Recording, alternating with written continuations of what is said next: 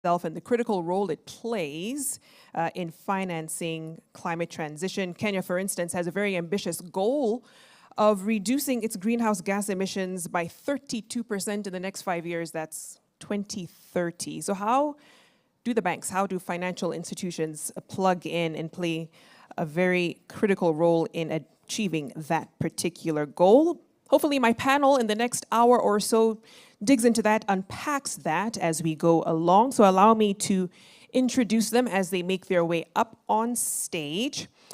First, we have UNEP Finance Initiative Africa and Middle East Regional Lead, Nuran Atef, joining us. Let's give her a round of applause as she makes her way up. Thank you. We also have DTB Group Senior Manager, ESG and Climate Risk, Juma Mandela, also joining the conversation.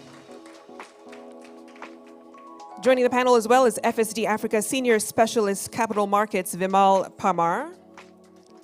Thank you. Finance in Motion Senior Officer, Green Finance, John Nganga, also with us. And last but not least, Responsible Business Consulting Managing Director, Susan Njoroge, also joining the discussion. Thank you all for making time.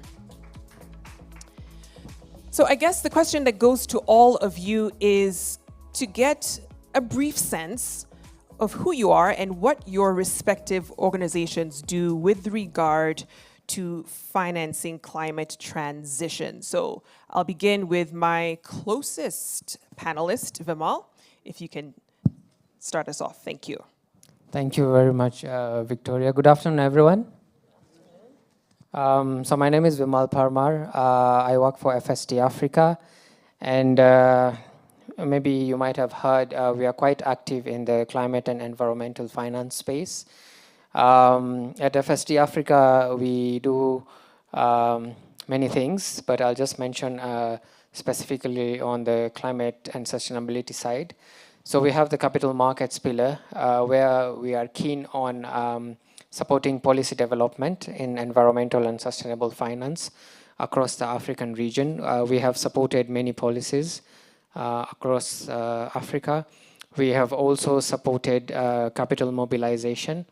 So far, we have supported more than 1.3 billion US dollars in different African countries when it comes to capital mobilization. Then we also have our adaptation and resilience pillar, where we're looking at insurance and also the nature side, which is very much connected to the climate and the green or environmental agenda.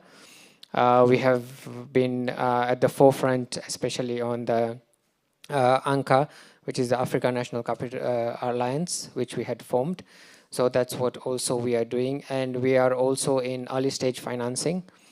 So we provide initial capital or early stage financing to companies which are into this climate and environmental space. And we also have a much higher level of financing, which we are calling it FSD Africa Investments. We provide blended finance, both debt and equity, in different companies which are into this space, for them to scale up, grow, and also replicate in other African markets. I think in brief, that's what I can say about what the work we do in climate and environment. Thank you. Thank you. Fantastic. Nuran? It's working. Sure. Thank you so much for having me here today. So UNEP Finance Initiative is the UN-convened engagement with the financial system to deliver more global sustainable economies.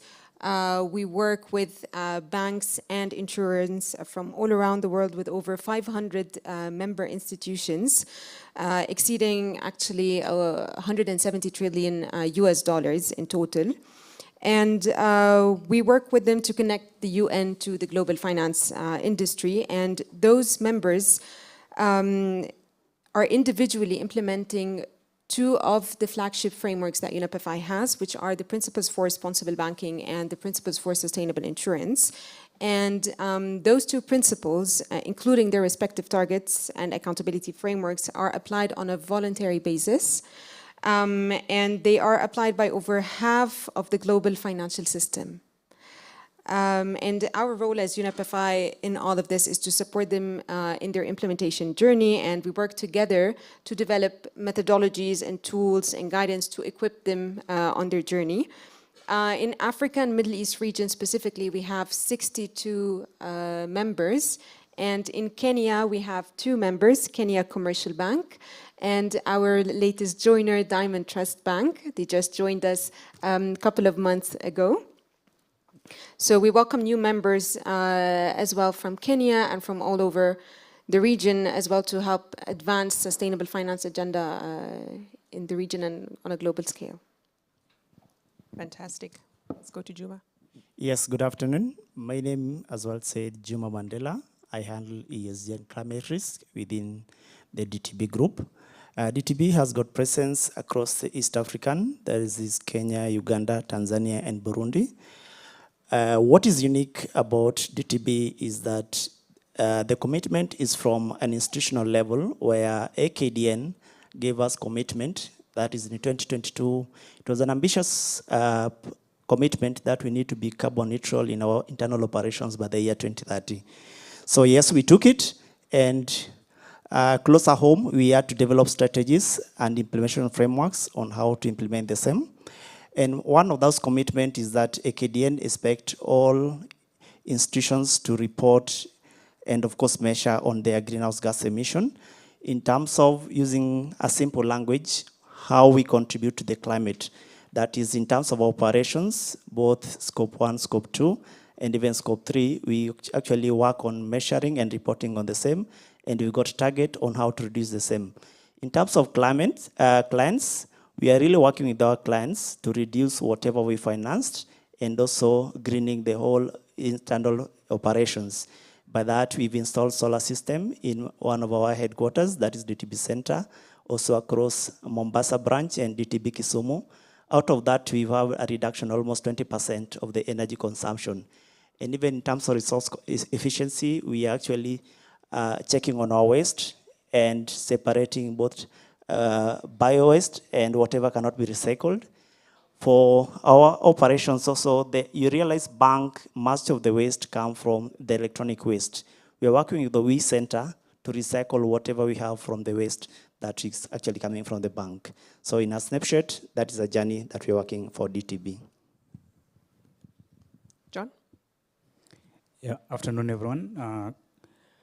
I work for an organization called Finance in Motion. Finance in Motion is an impact asset manager, and we manage impact funds that can be divided into 2 thematic themes. We have the social funds that social funds are funds that look at things like entrepreneurship, MSME, gender, youth, those type of inclusive topics. And on the second thematic topic, we have what we call green funds. These are funds that look at things like biodiversity conservation, climate change mitigation and adaptation, resource efficiency. And how we work is through 2 windows, so we can lend directly to financial institutions. Here in Kenya, we are working with the likes of KCB, ABSA, Family Bank, Cooperative Bank. And how we do this is we look at the bank portfolio to see how aligned it is to either the social theme or the green theme. For now, we'll only focus on the green theme. What we look at is, do they have, for instance, an exposure in the agricultural sector?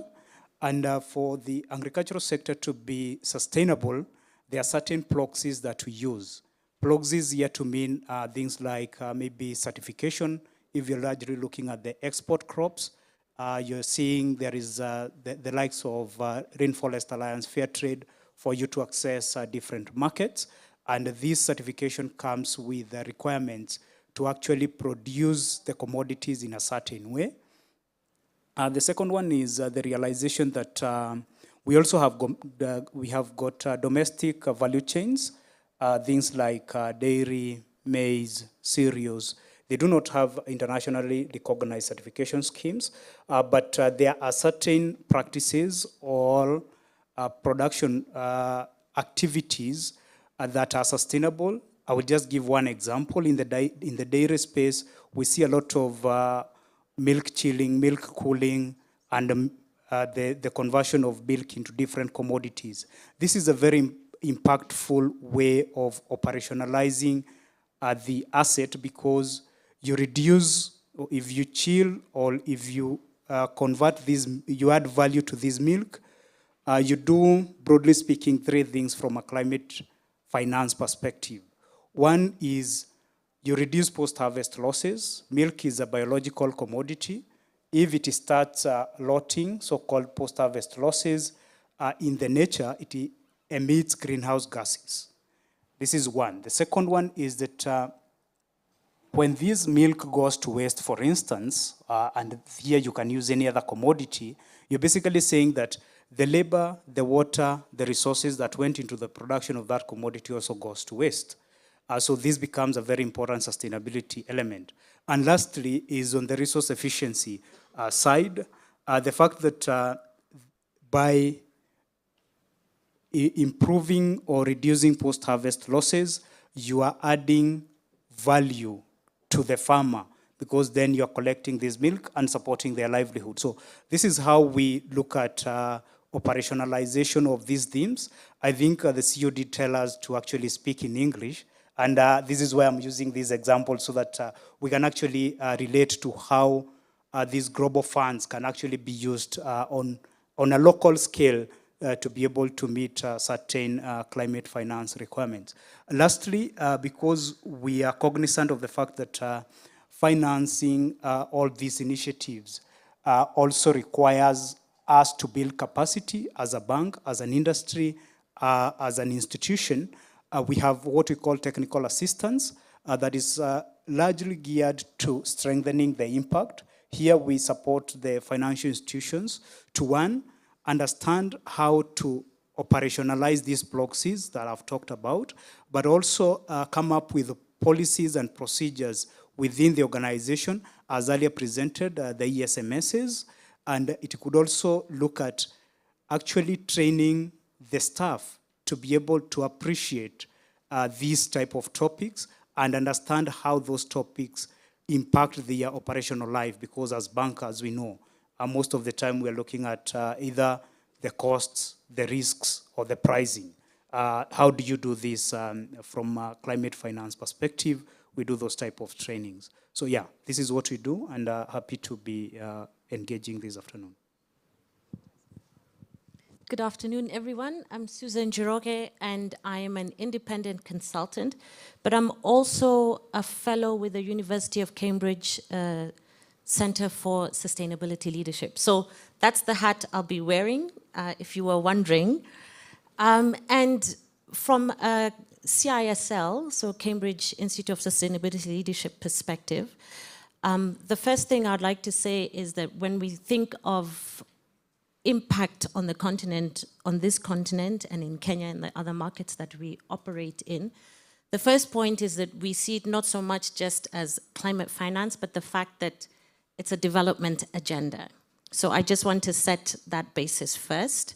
All our countries, Kenya, we have to develop, and the money needs to be heading in that direction to make it effective. So there are 4 areas that Cambridge has interventions in. The first one is, of course, around education as an academic institution. We have executive leadership programs, one example being the Business and Sustainability Executive Leadership Program, one which will be taking place next year in March here in Nairobi. It's a global flagship program. We also have Climate Finance Leadership Program in partnership with FSD Africa. So senior leadership training to catalyze the leaders who are willing and committed to use their leadership and influence for positive impact. So we really want to leverage that kind of leadership. There's also foresight, and again, an academic institution, this is part of their bread and butter. There's global specific research around sustainability, nature economy, but there's also industry specific related to the finance industry. We also convene corporate leaders groups. So there's a Center for Sustainability Finance based out of Cambridge, but we also have leaders groups that we convene here. And across each of these countries that we operate in, we have a broad engagement with financial institutions, whether it's with the insurance industry, investment, and banking as well. One of the key things that we are finding when you look at foresight or insight around climate and sustainability agenda is often the story or the research is not necessarily from our continent about our issues and our concerns, and that's something that we really want to work on driving. We call it changing the narrative and who's telling the story about our sustainability journey. And then the last area is around innovation, where we have a global incubation hub, but also as part of that incubation hub, convene a community of impact investors as well. Thank you. Wonderful. It lays the perfect ground as we get into the discussion, and we'll also open up to questions just to engage the audience a bit more. But let me start with the man in the middle, Juma. So the question, of course, is why is financing climate transition so important? I guess the moral imperative is pretty clear. So the question I'm asking you is, what's the business case, right? And what are some of the challenges, for instance, that you've seen the banking industry encounter when going in that direction? Yes, Victoria. To respond to that, before I even come to the business case, a bank ideally is also exposed to the physical effects of climate, like the destructive effects on its facilities, and even the transitional risks that come as a result of financed products and the clients on our portfolio. So yes, the bank is also exposed to the adverse effects of climate, and the bank has a unique role to play in terms of financing transition. Remember, we've got a role to allocate capital and also provide the same to the MSMEs and even the corporates. So we can have our unique role by working with DFIs and partners to look for funds. Out of those funds, we can give the same to the corporates to transition and even to green our financial system. Remember, the exposure to the transition risk could come either in terms of energy-intensive sectors, like those in the mining, or even the oil and gas, and even those in the other metal structures. So this comes into the unique role for banks. Why? Apart from the exposure to the physical effects and the transitional effects, what do we do in terms of influencing that growth in terms of the transition finance? For our clients, we need to do a lot of capacity building for them to adopt the green finance products that we can develop for the same. And also in terms of internal operations, how do we handle what we contribute to climate? Be it the resources we use in terms of energy, the waste, and even our overall footprint. In terms of de-risking the elements, much of funding is currently being inhibited by either the donors will come to you, tell you this kind of project is still at developing stage. How do we de-risk it? So banks have got a unique role to de-risk these elements. And part of that is what my panelists just talked about, developing ESMS. Ideally, ESMS is an environmental social risk management system that we use to safeguard against the environmental and social risks that will come as a result of the operations we finance or any activity that we finance in the overall economy. And of course, banks also have a unique role in creating financial instruments. This could come in terms of debts or even grants. A debt instrument could be used to finance whatever technology that an SME or a corporate will come to get from the bank. We can only do this if we get first commitment from the senior management. So for banks, you start with, first of all, how do you position yourself in terms of climate finance? Are you ready for the just transition? And that comes from, at the board level, we need to have either board committee or board member who has knowledge in terms of ESG, the risk versus the opportunities. Once it's adopted at the senior level and at the board level, then we come into in terms of how do you review that strategy? Do you have a climate strategy? Do you have a transition strategy? And how do you map it versus your overall bank strategy? For DTB, we can say we've got a three-legged stool where ESG is one of the key elements. The other one is leveraging all IT and of course, customer growth. So once you adopt it as part of the strategy, then of course, how do you implement it? How do you grow and improve with your customers? How do you develop products? There are products you can work on either on renewable energy or even energy efficiency. And how do you also bridge the gap in terms of financial inclusion? Remember, there's that technical element of financing the transition, but the gap in terms of those who are still not knowledgeable enough, those who are still left behind by the technologies that will be financing. How do you have safeguard mechanisms in some of the social elements? You can go to maybe finance an hydroelectric power plant or a wind power plant, but the inhabitants of that area or the neighboring communities, how do they address their grievances? How is the project coming to help them in the long run? So yes, we've got a unique role to provide capital, also to provide the means or the instruments to finance the same, and also we've got a unique role also to also provide safeguards for the same. Yeah, thank you. Thank you. You know, John, let's take what Juma said a bit further and look at how banks can integrate a just transition strategy, which is essentially your day job. You talked about some banks that you already do that kind of work with. So how do they do that in a practical sense? Yeah, thank you for this. First of all, maybe the what is just transition strategy, because we at times confuse it a lot with the sustainable strategy. On the just transition strategy, we are largely looking at a roadmap that is cognizant of the fact that as we do this transition, there will be some affected population. And this affected population could be affected directly. Classical example is that currently internal combustion engine technology is becoming very unpopular, and we are looking more towards electrification.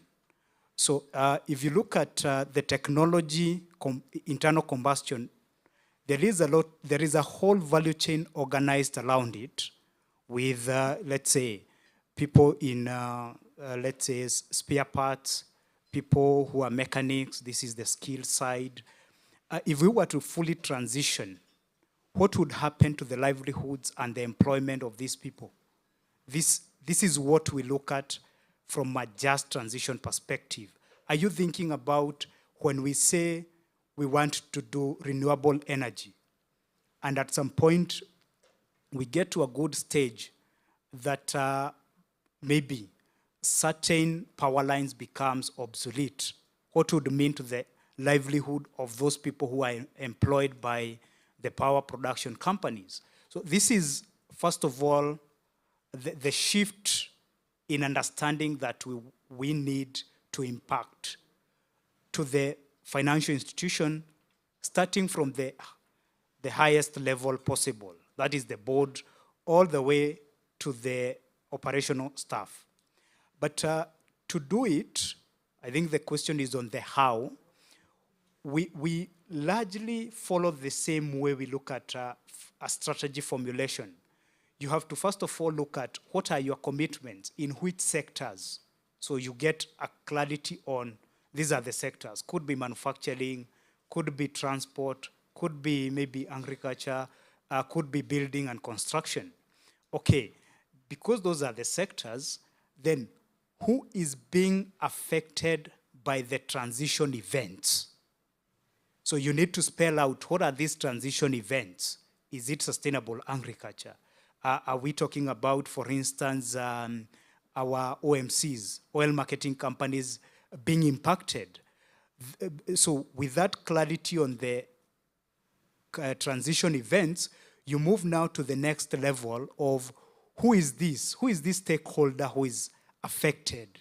Are you able to reach out to them and get their perspective? And this is now where it starts to get a bit tricky and challenging, because if you want to get different perspectives of all affected people internally, that is directly and indirectly, you need resources. And we know resources are very scarce. So as a bank, that's where now, as my brother panelist did indicate, partnerships starts to become very important, because probably instead of reaching out to the individual employees, if they have a union, if they have an association, if they have something like this, then it becomes easy to get that feedback from them. Now, after this, you get into the fourth area, where you are now looking at the feedback you are getting. These are the different perspectives, and classifying them to either clear opportunities, as we've said, if people are transitioning, and some of the sector members are saying that they will tap into that green transition. If you're in the transport side, you start to see opportunities of people who want to maybe set up a recharging station, maybe install capacities to fabricate some of the batteries, or actually come up with the batteries themselves. That becomes a clear opportunity. The next one becomes risks. And risks here, we need to classify them broadly in two categories. So there will be the risks that is directly exposed because you have financed to that sector, and there is transition happening. A classical example here maybe would be, we are starting to see a huge transition from tea pickers to solar-powered tea plucking machine. If I have lent a facility to tea pickers, these are the workers, I have a clear risk, and I need now to start interrogating, what should I do? If that's a clear risk, then the other one becomes the impact. Some of these employees, some of the populations will be affected, others are vulnerable. You need to see what is it that you can do. And this now brings you to the next level of what type of commitments and key performance indicators do you want to put in place. On the opportunity side would be probably certain product formulation. On the risk side, the classical risk-adjusted programs that we have. It's either you accept, you say, okay, maybe it will last for another 3-4 years, so I'm fine, this will have been repaid. You avoid, you basically say that probably as from year X, we'll not be financing this sector because it will be swiped out by transition. Or for this locality, we will not do this. On the impact side, to a large extent, this becomes also an area that requires a lot of partnership, because you're looking at vulnerable affected communities, low-income households who do not have I think we were told to not use English, but this I have, the adaptive capacity. Like, they will not be able to respond positively. They will actually be swept out by, in quotes, this transition. And this is where now you need to start mobilizing, because you have that capacity, to look at who are the partners, who are the potential partners who can support this type of communities. And then lastly, is a component around reporting, because once you have done this commitment, you need to also report, and you need to make publications or communications around this whole process as we've maybe visualized it. And the opportunities that come with this whole process is that, one, there are climate funds, there are just transition researchers, this type of people who are out there. They have funds, they have grants, and if you're able to align and communicate this, then either they can reach out to you, or your investor relations team can be using some of these data points when they are communicating to this type of people. So you also get to, let's call it, de-risk your portfolio, because then you're very clear on what you can be able to accept within your risk appetite framework. And also you can be able to be very clear on the why we are avoiding certain elements. And then when you have maybe some of the banks have the foundation side, they can now start to target the foundation arms to be able to even work with the affected low-income households. So this is how we would first of all look at it, and this is what we work with our banking partners to do. Well, there's a wide array of options, John, and thank you for pointing those out. Nuran, let me come to you and let's talk about financed emissions. It's a big problem for banks, not just in Kenya, but across the world. And John talked about some of the big emitting sectors that are big clients for banks, right? How do you start to advise banks to tackle this particular challenge? Thank you so much. So it is indeed an issue. However, I believe that it should be taken in a step-by-step approach in a sense. So one of the things that I really liked also what Juma said, alluding to the steps that the Diamond Trust Bank took in order to incorporate these aspects, and it's quite similar in that sense. So I think looking at banks' emissions, Scope 3, which looks at the loans and the investments that the bank are having, it is around 700 times greater than the emissions from Scope 1 and 2. So from our perspective, we would highly encourage that banks focus on Scope 3 emissions, given the scale and the impact that that could have. And also in doing that, it's very important to build the capacities or the capabilities, and not just within the banks. This is something that will require conversation with clients and customers, with stakeholders and others, and including even like the government and industry associations as KBA. So for instance, building carbon accounting capabilities, measuring the carbon footprint of the financed emissions across the bank's business lines, especially the carbon intensive ones, as you mentioned. The bank can do this through, in line with the evolving carbon accounting methodologies and policies that are now happening, as well as the national requirements and priorities of Kenya, like the National Determined Contributions, the NDCs. So this is an area to look within the bank so that you have a better understanding on what's happening within your bank so that you can make better informed decisions on target settings. So for instance, another aspect is in doing that is the Partnership for Carbon Accounting Financials, PCAF, is an institution that provides a standard that can be used to measure your bank's baseline carbon footprint of the corporate loan book of the bank. So focusing first on some carbon intensive sectors and then further expanding to the entire portfolio of the bank will be a good way to understand where you are and where you need to be. And you can understand also your bank's contribution through the finance emissions to the national emission strategy overall. The other aspect is on target setting and clients and customers, as mentioned. So target setting, the bank can start by developing interim targets. So we understand that it's going to be a step-by-step approach. So start having interim targets to reduce finance emission across business lines in various sectors. There exists some climate-specific sectoral pathways that the bank can use, such as they are available for oil and gas, for corporate real estate, for aviation, and power generation as well. Apologies for that. And these are provided by IEA, SBTi, and others. However, with all that, there is still a lack of regional and country-specific sectoral pathways. Thank you so much.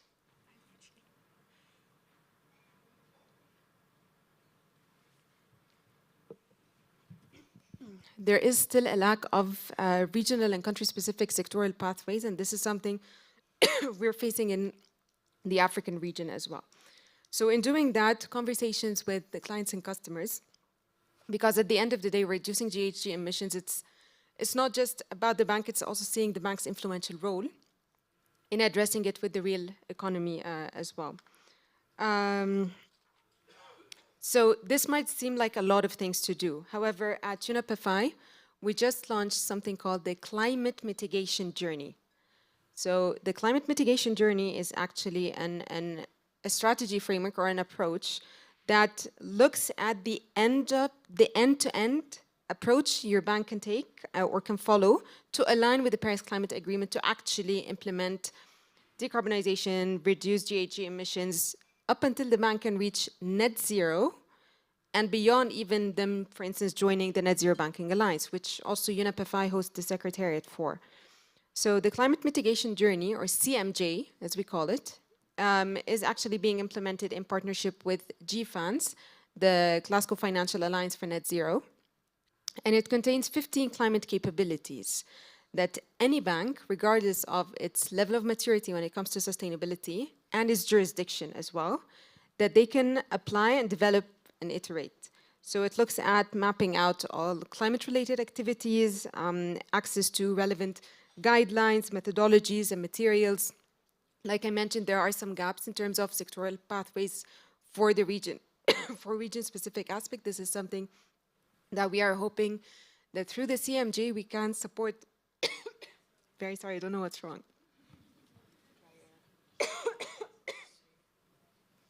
That we are hoping that we can support the banks joining, that when those approaches are in place, they can plug and play in this so that they are already ready for something like that. We actually have a 2-day workshop next week in partnership with KVA as well, GFANZ and FSD Africa, among others, on the climate mitigation journey as well. And the first day is a high-level breakfast meeting, and then the next day is a technical workshop that tackles so many things, including the climate mitigation journey. So we highly encourage you to join us. And actually, the registration for the event closes today. So we hope that you can be there. So KBA, of course, they also have the link. So please don't hesitate to reach out. And we look forward to seeing all the banks there. So I think that kind of concludes what I wanted to say, including all the coughing. So thank you for your patience on that. We'll blame it on the climate conditions in the room. Vimal, let me come to you. Innovative financial instruments are critical in making a lot of this happen. We've heard blue bonds, green bonds, debt for nature swaps. I mean, there's so much out there. What would you say banks can start looking into in terms of innovative financial instruments? Thank you very much, Victoria. So in terms of innovative financial instruments, I think banks have the capability to use any of those as tools to attract capital. I would just like to give a background. Africa as a whole attracts less than 3% of total finance, which is available for such kind of instruments. It's not that the capital is not there. It's just that Africa is not ready with its projects to attract such kind of capital. And I think the financial services industry, including banks, play a very critical role. One of the instruments which we haven't seen much in the African continent, and it can be used to attract significant capital, is green equity. So green equity is where, at least 50% of a bank's revenues or investments are actually classified as green. It does not mean that the bank becomes green, but its operation, so in terms of reduced wastage, more efficiency in terms of energy, and the like, reduced waste that the bank is producing, whether it's paper or anything else, can attract such kind of capital. What Victoria mentioned is also in terms of instruments. So we have the green, the social, and the sustainability bonds, and we also have sustainability-linked bonds. Now, I think a key difference between Africa and the global markets is that in Africa, if you look at the ESG, we lack the G part. Yeah, we'll all agree to that. But the global market has the S and G, but they don't have the E, because Africa is blessed with a lot of natural assets.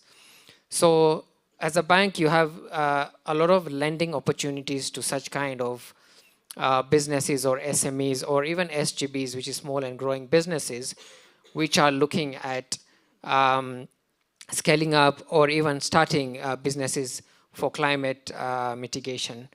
And banks can raise capital both locally and internationally.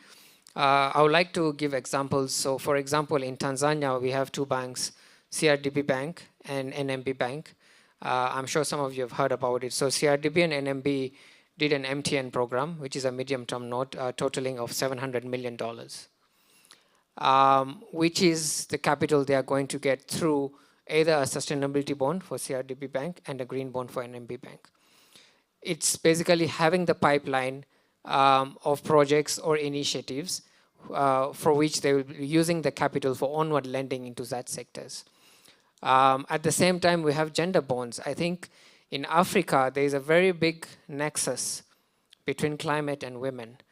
I don't know whether many people know or understand this, but in Africa, the women are a key driver of some of the businesses, including the SME businesses, and also the future for the next generation. So in Tanzania, NMB Bank issued a gender bond, which raised more than $31 million, and that money is only going to onward lend for capital to women businesses in that country. So as banks, you can play a very critical role because you can onward lend to any sector, as long as the sector has a climate and sustainability angle. And then we also have sustainability linked bonds. Now this is different from the green bonds and the sustainable bonds in the sense that the sustainability linked bonds are ESG linked. So they are specific ESG KPIs or indicators, which the bank initially puts them as a baseline and also as targets. Now, how this works is when you onward lend to an institution which has such kind of KPIs, if they achieve the KPIs or surpass the KPIs, they get a reduction in the amount of interest they pay. However, if they don't, then there is a opposite effect. So this is quite intentional, and it's also incentivizing.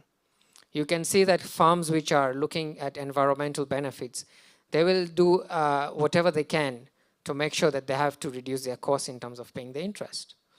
So banks can also raise capital through sustainability linked bonds for onward lending to any sector, or even specifically if you're looking at the gender angle, to the women businesses as well.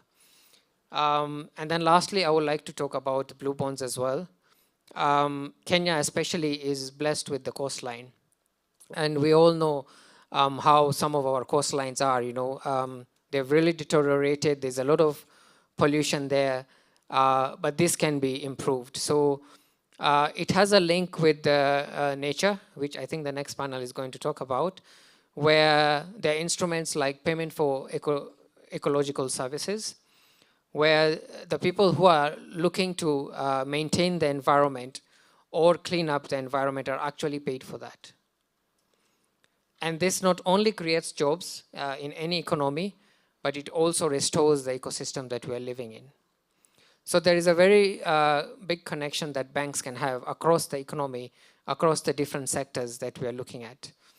And lastly, but not least, is on the policy side.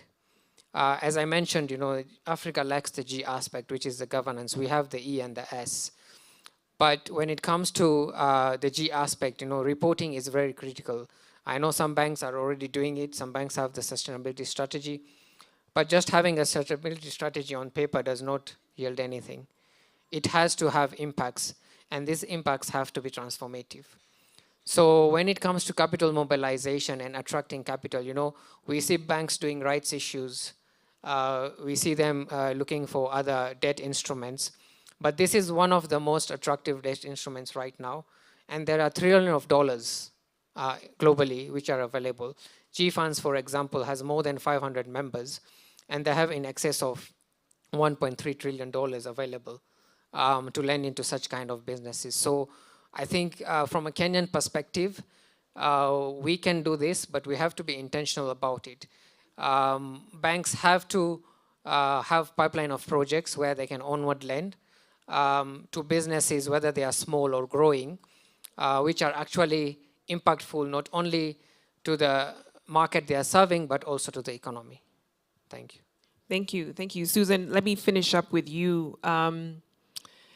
So what are the risks? What happens if, the financial institutions do not take up the challenge of directing their financing to low carbon economies, doing what Vimal talked about, Nuran talked about, Juma and John and yourself? What are the implications of not taking up this challenge? Yeah, I'm glad I'm kind of closing out on this one, because I think Juma raised some really good ones when he talked about the physical risks. the inevitable floods, the famines, the droughts, etc. We all know, for example, in Kenya that our rivers our lakes in the Rift Valley are rising. And also there's the possibility with physical risks around that also happening with our ocean levels at the coast. So that's just some examples of the physical risks. John, you also talked about the transition risks. So, obsolete technology or stranded assets.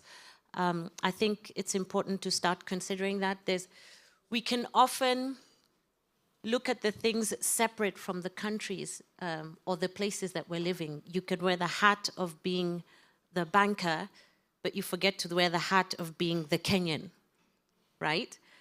And the issue is one and the same to you. And that's why I said earlier about development. And I'd even reframe it to say it's not so much about financing a low-carbon economy, but financing low-carbon development as a country that we need, because that development has to deliver not just economic growth that is quality, but also social progress for citizens. So the other risk, just on the social progress part that I touch on, is a social risk. Humanitarian crisis, social unrest, civil discord, all of these things that are brought about by some of this physical and transition risk that both Juma and John highlighted. And then there's the missed opportunity in itself. So not only do you miss the potential of investing or growing new industries, whether it's circular economy or sustainable agriculture or new infrastructure for the new kind of mobility and transport that we need in a developing country. I think those are all missed opportunities. And if you're not on the bus, hopefully the e-bus, quickly enough, you lose your competitive edge and you lose your clients. I think today's, the morning session sustainable finance event also sends signals to the markets of who are the banks who are driving this agenda forward and which are the banks that are not. There's the obvious ones of regulatory and legal pressures. You know those best, you feel them the most, but soon will come legal liability as well, which I think as a vibrant, litigious society, I think is something that we can expect, especially when we see the tensions that are happening between civil society or community groups and the private sector. So maybe I'll leave it there. I think the credit risk and what you hold on your books was also highlighted. Yeah, thanks. Fantastic. Let's transition into some questions, comments from the audience. I believe we have a roving mic. Yes. Any questions, comments?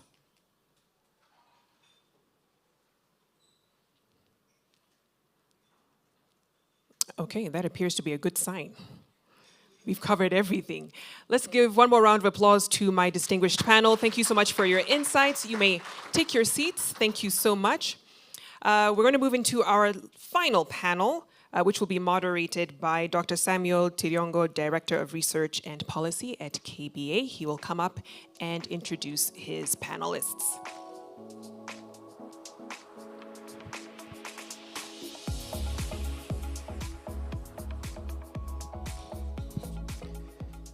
Thank you, Victoria, for a very insightful session, and the panelists that have given us very, very interesting ideas on how to go forward. So it's a great opportunity again to be part of these discussions this afternoon, and we are ahead of time thanks to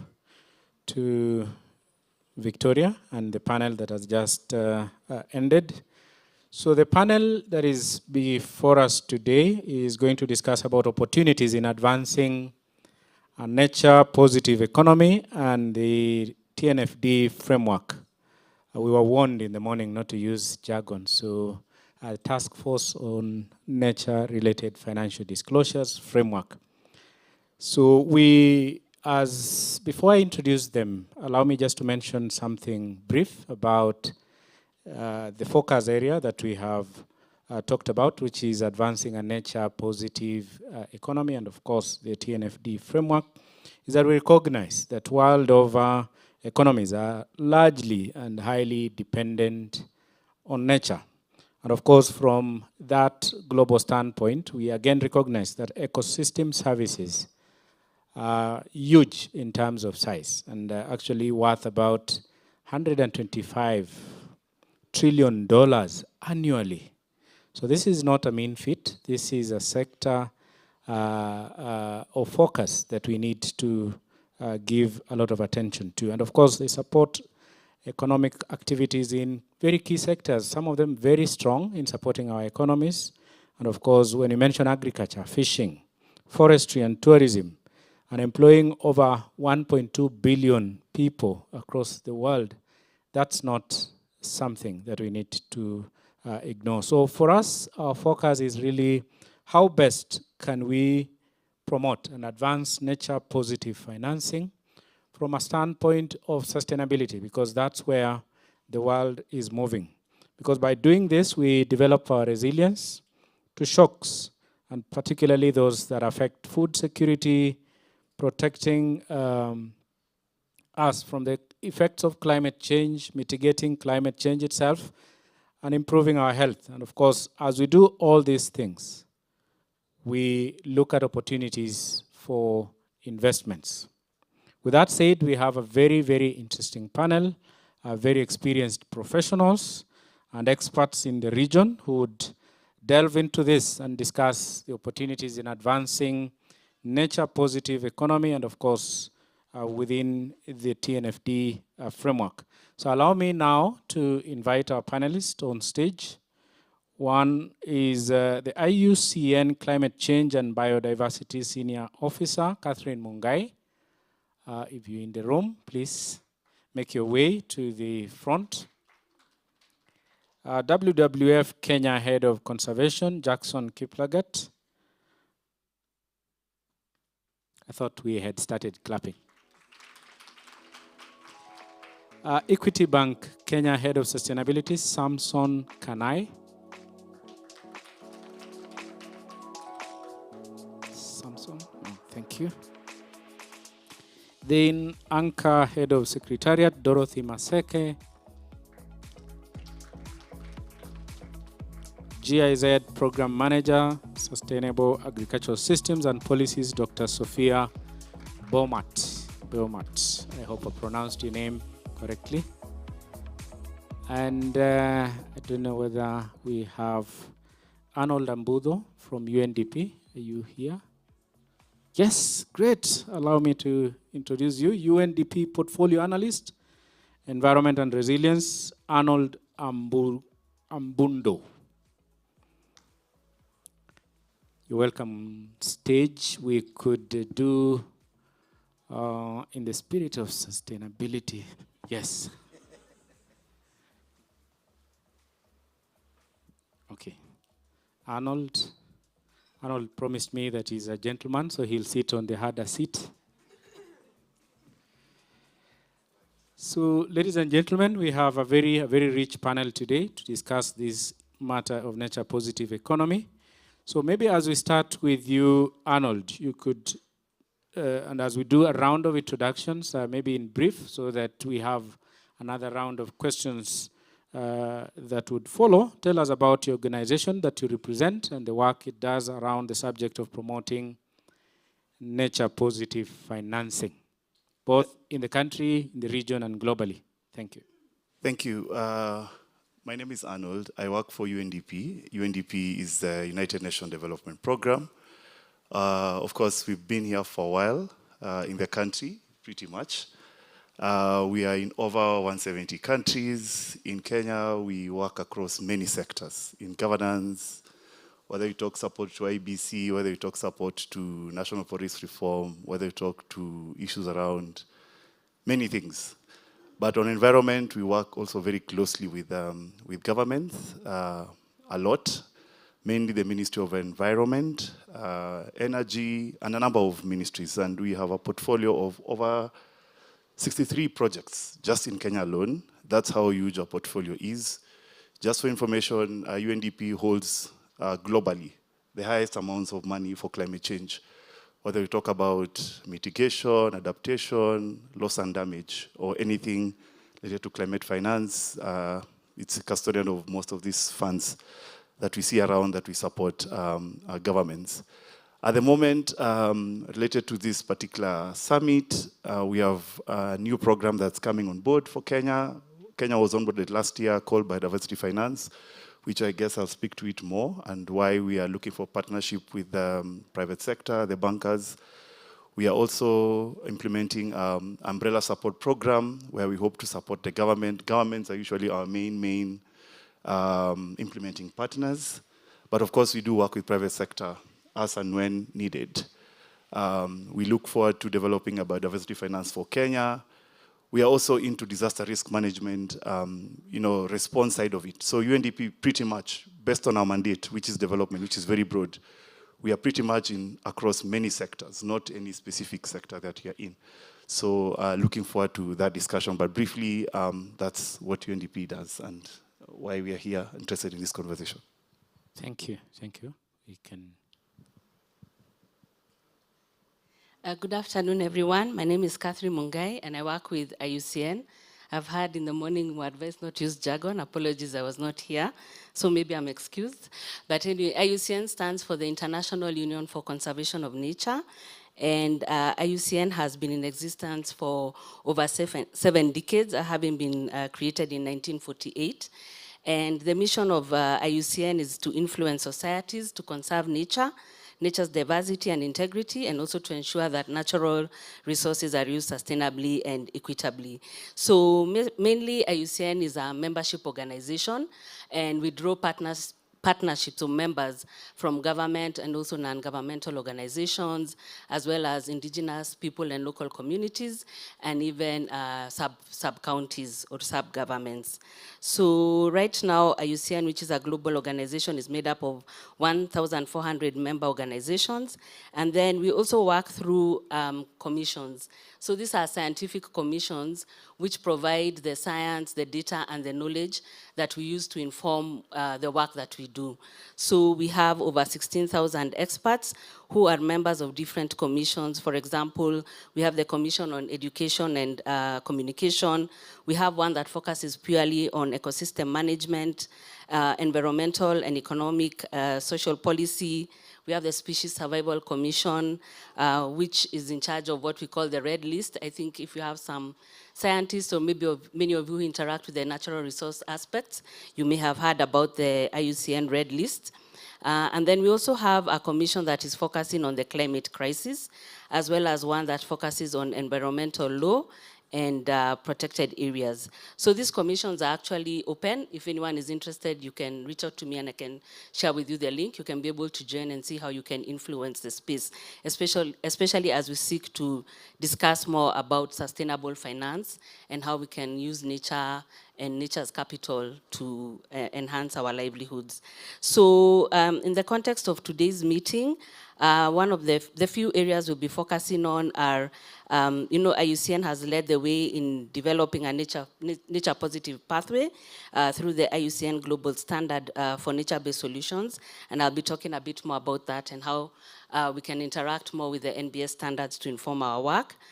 We also work with financial institutions. So here in Kenya, we've actually partnered with KBA and other like-minded institutions in the past to undertake risk analysis, to undertake policy reviews, to see how environmental regulations and financial institutions can interact. So some of the regulations that NEMA create, how do these have an impact on the work that the banks do? Then we also, in the previous panel, they talked about the green bonds, the blue bonds, the gender bonds, and the different bonds. So IUCN is also part of the partnership structures that is developing these blue bonds. And then we also focus a lot on capacity building and knowledge sharing. We have the IUCN Academy, where we have several modules. We have one on sustainable finance, which could be of interest to the team here. We also have one looking at nature-based solutions, which is a certification course. There's a bit of a cost implication to that, but it's an interesting course. And then we've also partnered with KBA to develop a module which is available on the SFI platform. And then finally, we are also part of the, I don't know if it was mentioned in the morning about the Global Biodiversity Framework. I missed that, but hopefully it was mentioned, because this is what is informing biodiversity conservation for the next, up to 2030 through to 2050. So in terms of the GBF, we're also working with institutions to see how we can specifically implement Target 15, which outlines how businesses can contribute to the Global Biodiversity Framework mission by progressively reducing their negative impact on biodiversity, by assessing and disclosing their impact on biodiversity, and also by considering their impact on biodiversity along the supply chains. So I think we're going to be discussing more during this panel. Thank you. Thank you. Jackson? Yeah, good afternoon. My name is Jackson Kiplagat, and I head conservation programs at WWF Kenya. WWF is the Worldwide Fund for Nature, and WWF Kenya is a part of a network of about 100 offices around the world in 100 countries. And I know most of us may not know that WWF bought 51 hectares of what is now Lake Nakuru National Park in 1960s and donated it to the government of Kenya to be the national park that we have in Nakuru today. So 3/4 of it was actually acquired by WWF and donated to the government of Kenya to safeguard the rhino population that was being lost at that time, but to also safeguard an important biodiversity hotspot, which is now a Ramsar site or a wetland of international importance. That is where WWF started its work in Kenya and in Africa. But today, WWF is in wildlife conservation. It is in supporting functioning habitats, forests, rangelands, marine environment, freshwater ecosystems, as well as working with many stakeholders around reducing the impact of our footprint on nature. And that is where our sustainable finance work is nested. It is also where our plastics engagement is nested. It is also where our climate change work is nested. We also work with government, we also work with private sector and stakeholders to enhance enabling conditions for promoting sustainable development. Today we are here discussing finance because we at WWF believe that finance is a critical pillar in influencing either positively or negatively the degradation of our environment. And we consider finance, markets, and governance as important drivers of safeguarding our natural resources. That is why WWF globally, and even here in Kenya, has continued to invest on interventions around sustainable finance. The work around the Green Economy Strategy for Kenya 2016-2030 is actually the genesis of a number of discussions in this room around sustainable finance, because one of the models of advancing sustainability was innovative financing. And that is where we've drawn a lot of inspiration around the Green Bonds program, around a number of interventions around climate change. When you look at that strategy and look at the National Climate Change Action Plan, the first one, which actually laid the basis for the subsequent action plans, and the fact that we now have a sector on green economy and climate change within the discussions of the medium-term planning is an important strategy that is shaping how these engagements around finance will be going moving forward. Thank you. Thank you. Samson? Thank you, Jackson. And good afternoon, everyone. My name is Samson Kanai. I'm the head of sustainability at Equity Bank, Kenya. Equity Bank or Equity Group is started about 40 years ago here in Kenya, and is a building society, and has since grown into spreading over a number of countries in East Africa, going to Uganda, Tanzania, Rwanda, Southern Sudan, and most recently in DRC. So for the Kenyan subsidiary, we are the biggest subsidiary in the group, holding about half of the group's balance sheet. And so for this discussion, I'll focus just on the Kenyan subsidiary and the work that we are doing here, but a bit of touching on some of the work that spills over from the group-wide initiatives. In terms of our strategic focus, the Kenyan subsidiary borrows its strategic focus from the group strategy, Africa Recovery and Resilience Plan. And in general terms, what that looks at is capacitating and enhancing productivity of industries and sectors, looking at it from whether it's raw materials production, moving over to manufacturing or value addition, and then connecting the finished products to key markets and global supply chains. In terms of our approach to nature, one of the significant things that Equity has done is signing up to be an early adopter of TNFD framework. That was in last year when the call was made, and when the TNFD framework was formally launched. And what that means is that we committed to start not just making disclosures from this year, 2024, but also looking at how our business impacts, how our business operations interface with nature, and some of the actions we can be able to take to looking at it from risk management and also looking at it from opportunities. Something about the sectors that we finance. Here in Kenya, we are heavy on agriculture, and one of the key focus areas for growth for the Kenyan subsidiary is financing, for agriculture financing. So, and I think we all know and appreciate the impact food and agriculture has on nature. I think in terms of human-induced activities, agriculture, forest, and land use is the biggest driver, and I think closely followed by infrastructure, built environment. So for us, nature is a very critical area from a point of risk management to our key portfolio, but also from a point of looking at opportunities. So since signing up to be an early adopter of TNFD, we have taken a number of actions. First of all, we have partnered with FSD Africa under ANCA, Africa Natural Capital Alliance, to do a pilot, what we are calling a nature pilot. And from that, we have taken a number of steps. First of all is to train our highest sort of accountability level in governance, that is our board, on nature, looking at it from risk, basically the implications from a point of risk and opportunities, just to make sure that at that level, the nature agenda is appreciated and the key actions that we need to take as a business in terms of seizing the opportunities and managing the exposure have support from the highest level. Then from that, we have looked at the sectors that we finance. Here in Kenya, we have been looking at food and agriculture.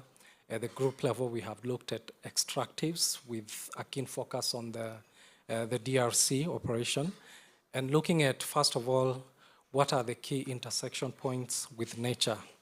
And the thing about nature is the impacts being location specific.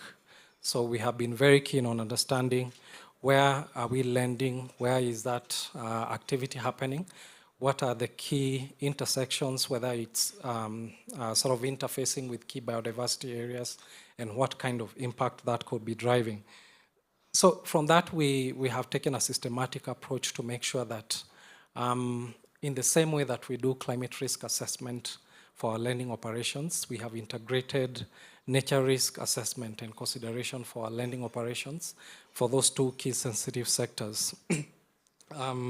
Yeah, so basically that's what we have done, and basically on top of that, We are quite active in the Kenyan conservation space through Equity Group Foundation, where we are supporting the government in the initiative to plant 15 billion trees by 2030, and we are on our course to hit our own set target of planting 35 million trees. So I'll stop there. Thank you. Thank you. Thank you. Dorothy?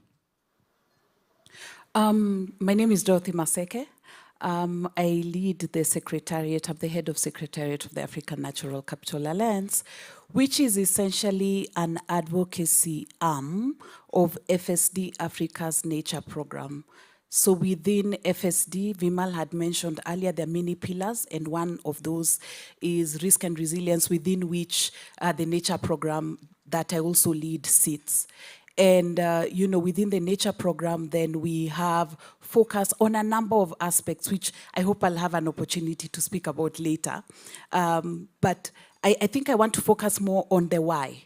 And why we are doing this is because nature is so critical for Africa's economy. 65% of Africa's, the world's arable land is actually in Africa. If you look at the opportunity side of it, 30% of minerals are based out of Africa. 25% of species are in Africa. Yet there's a major financing gap, around $700 billion required to finance that which essentially drives Africa's economy. And all of us are Kenyans, so you all understand the role of agriculture, the role of tourism. You grew up in farms, you know how this drives our economies. So within Africa, within Anchor, what we are doing is actually to bridge the gap between the scientists on my left and the bankers, you know, in the room, and development partners. So what we do is then we are saying that science is perfect. Science speaks. Science is saying that, you know, we have, more than 70% of the bird species, not there. There are parts of the world, and I see someone who was very passionate about lions, Nkatha. She worked with me some years back, and she had an excellent idea about lions. I keep, 5 years later, we are seeing some of the banks that you're working with, raising lion bonds. So what we are saying is that some of our children, our grandchildren, may never get to see lions. So what do we do at Anchor? We try to crowd in capital. I know that's a development speak. Let me use English. We try to convince bankers like you, investors, to come together and work with scientists and work with development partners, including ourselves, to actually bring capital or bring financing that will actually enhance and conserve nature towards what we call a nature positive economy, which, again, technical lingo, but simply means that by 2050, we actually need to have more nature than we have now. That's essentially what, any word you see anyone saying nature positive, that's what it means. And that's what we do at Anchor. I hope I'll have time to talk about what we can do. Yes, we'll come back. Sophia? Yes, thank you for having me. First of all, I would like to comment the organizers on this professional event and the great timekeeping. I think it's because the bankers know the value of their time. So the last time I sat on a panel, I was given half a minute for my presentation, so I feel much comfortable today. So my name is Sophia Baumert. I'm working for GIZ. GIZ stands for Deutsche Gesellschaft für internationale Zusammenarbeit, and for some reason there is no official translation. So I would say it's like something like German Development Corporation. So it is, GIZ is the implementing agency of the German government delivering services in the field of sustainable development and development cooperation. So the portfolio is quite big. We have 25,000 staff globally, and we have over 1,700 projects. But for today, I really would like to zoom into one project here in Kenya, and this is what I'm managing, and the project is called Sustainable Agriculture Systems and Policies. And the project seeks to contribute to the transformation of agri-food systems in Kenya by working on policy, finance, and innovations as levers.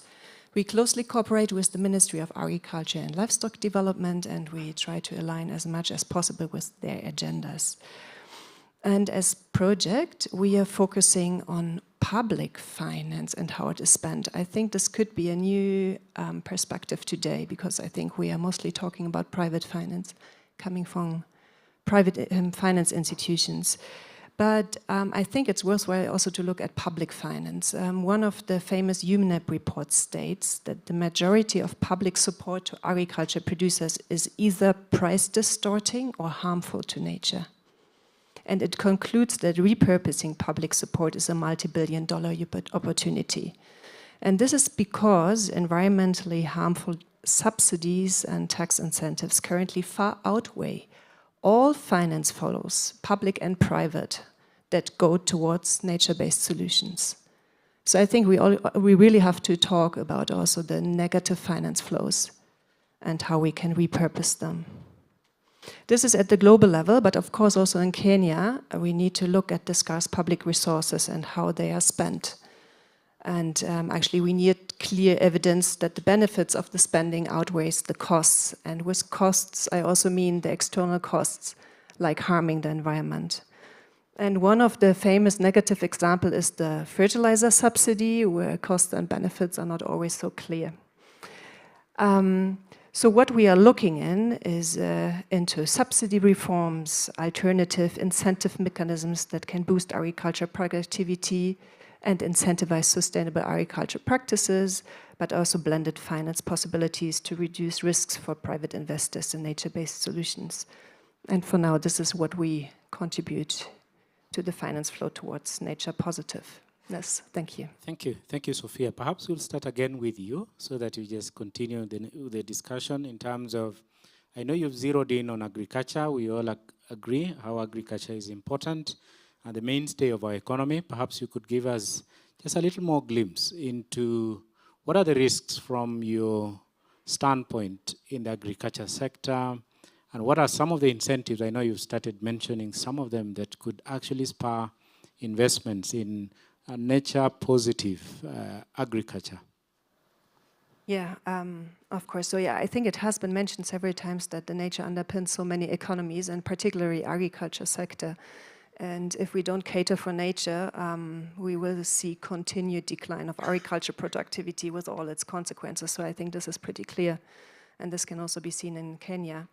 And smallholder farmers are the largest investors in agriculture, and they are the producers of our food. And if they are doing it right, they could be also the largest investor in nature. They are catering for the climate, for the biodiversity, for our lands. Yet their multifunctional services or their contribution to ecosystem services is not 100. So they don't receive any compensation for that. And this is because simply nature positiveness is not factored in most of our economic decisions or models. So I think what it needs is really a paradigm shift away from an economic thinking or economic model that is only thinking agriculture in a one-dimensional way, that is only producing food. But agriculture is really contributing to so many ecosystem services. And this needs to be taken into account. And I think the farmers need incentives that really incentivize their investment into nature, into long-term solutions that are not giving the immediate return on investments. But why should farmers do? They want to increase productivity because this is what the market honors. So we need finance products that allow the transition to more sustainable systems. So for a farmer, transitioning to a more sustainable systems in most ways means a decline in productivity in the first run, because maybe they have to plant trees, they have to invest into their soil health, and so this could mean that the productivity is decreasing. So there is no incentive at all to transition. So I think we need finance mechanisms and products that really that are bridging this transition period and giving incentives. And these can be different mechanisms. There are the market-based mechanisms such as carbon finance, but they also have their drawbacks for smallholder farmers. They are highly complicated and result-based, so maybe we can also look in performance-based payments where farmers receive a direct compensation for doing good. It could be payments for ecosystem services. It could be alternative subsidy mechanisms for sustainable practices. There, the public sector comes in again, that they are not using only subsidies for fertilizers, but they could also subsidize organic fertilizer, or they could subsidize good agricultural practices whatsoever. So they could create many incentives. And I think we need blended finance solutions that are also covering this transition period. And one example that I like to use is one innovative incentive mechanism that could be established is that farmers receive a bonus payment for soil health services. So whenever they are doing something that is increasing the soil health, they immediately receive bonus payments. And in the long run, this will then increase also the soil health and the productivity. And these kind of schemes could also be linked to carbon finance at a later stage, because of course planting trees, catering for the soil is also increasing the carbon, and then also the market mechanism, carbon finance could be leveraged. There are lessons learned from other countries, and I think there are many solutions out there that can be looked at, and I think both public and private's playing a role in really getting the finance down to the farmers and setting the right incentives. Thank you. Thank you. And before we come to you, Dorothy, maybe we could have Jackson really give us some of the major drivers to the biodiversity loss. I know WWF, you've mentioned, has had a very critical intervention running over 50 years ago in Kenya. You could shed some light on the critical biodiversity loss drivers and perhaps what banks can do in that space to reverse that or to mitigate the loss. Yeah, thank you very much. I think maybe before I just share a few ideas about the drivers, just to share with you a little bit of some facts about what we have actually lost, for example, in the last 50 years. WWF publishes a report called the Living Planet Report, and it is published on an annual basis. And the basis for this report is tracking of some species over time globally. In Africa, for example, taking an example of wildlife species, we've lost about 76% of wildlife in the last 50 years. If you look at the lion species that my sister here is, I think they made reference to, in the last 50 years, we've actually lost significantly the lion population, and we have about 2,500 individuals remaining. And you know, the lions, the hyenas are usually the what used to be called, the cleaners of the environment in a way. Without them, then you would have challenges of diseases that come from other deaths of other animals and so forth in the environment, among many others.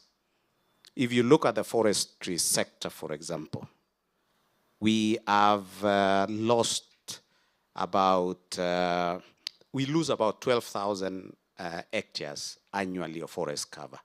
I know we are putting in efforts to plant, but the balance between our use and what we put in is still having a challenge. And I think we need to grow it to the extent that at the end of the day, we have a positive result at the end of the year.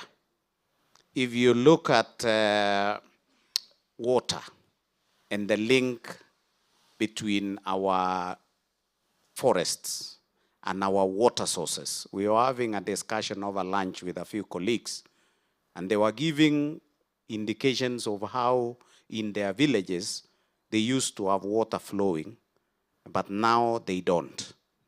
Those of us in Nairobi, if you did your bore about 10 years ago, and somebody came last year, you now have no water because their bore is deeper than yours, and the level of water has sunk. What I'm trying to say here is that there are quite a number of challenges we are facing as humanity that are actually driving the losses of biodiversity and natural resources, which are our mainstay. These include, for example, deforestation, which I've mentioned, issues of degraded habitats, homes of other species. We have made it so difficult for some of these species to survive. In certain instances, our agricultural practices are incompatible with nature. We clear natural areas that have multiple species, rich species. We replace them with a monoculture or one crop, for example. And we go ahead and use the chemicals that clear everything so that it makes it easy for us to be able to, do other things. We have invasive species. If you walk around today, many of the hotels in Nairobi here with some water, what do they call them? Let's say they have water pans within the facilities. You will not fail to see something called the water hyacinth, floating very nicely with its very nice flowers. Those of us who drive around Kenyatta National Hospital, Nairobi Hospital, there is always a gentleman there selling water hyacinth as a very nice new flower in the market. This is how we have degraded our water bodies. Now, from Kisumu, we are in every water body around the country. If you look at Thika here, the rivers that flow into the Tana, they are already infested with water hyacinth.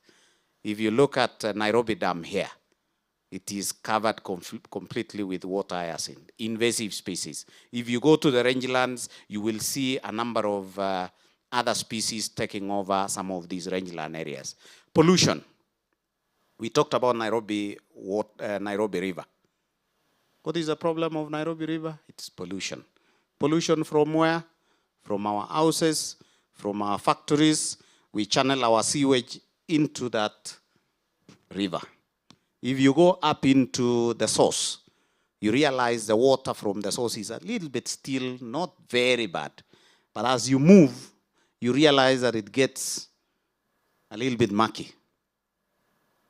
The reason why is because we are working so hard as humanity to throw away waste just away from your doorstep, but meet it somewhere else, either in the dining or somewhere in your neighbor's house in form of food. So what I'm trying to say is that these challenges, these drivers of biodiversity laws are making it difficult for us to be able to live sustainably as humanity. The finance sector has a very important role. Imagine if a banking sector player says that for me to give you money to construct your residential house or a business premise near a river, I must confirm that that river is safe from your actions.